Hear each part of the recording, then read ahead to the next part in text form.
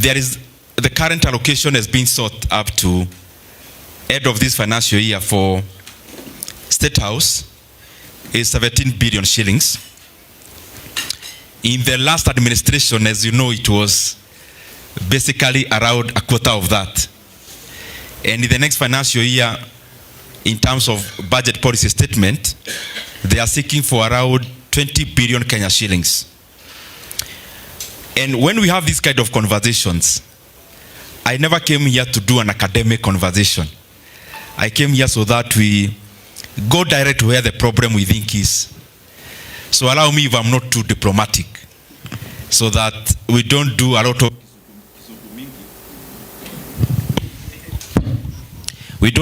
kisugumingi, which in the long run is not yielding in terms of communicating, but also in terms of shaping policy for our country. Currently, as we talk about that budget, there are 44,000 interns in our JSS, where the courts have already ruled that having teachers as interns in our learning institutions is by itself illegal. The budget needed for that to be done in terms of confirming them into permanent and pensionable terms, the additional money for that one office would actually qualify to give them permanent jobs, not in January next year, but now.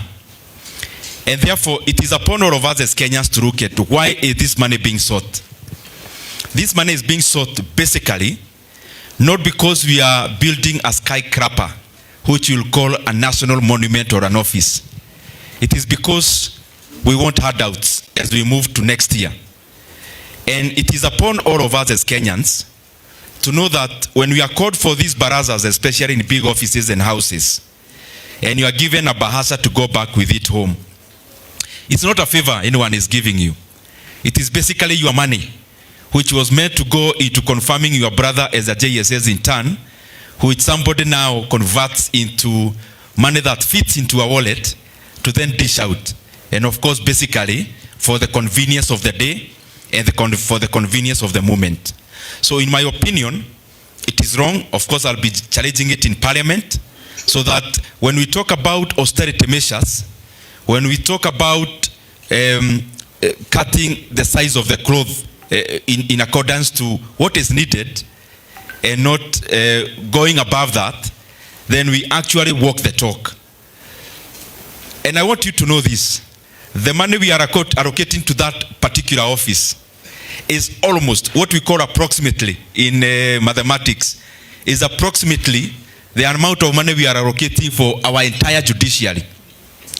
It is actually like half of the money that, let's say, a third currently of the money is basically the money 100 constituencies are allocated for NGCDF. So it is important that we clearly talk about these issues freely. It is like Murang'a County, they are equitable share, 3 counties combined like that, then we are giving one office that money. That office is not a hospital, is not a learning institution, it is not a college, it is not a university. We need to critically and objectively question some of these matters, because ultimately, it is our money.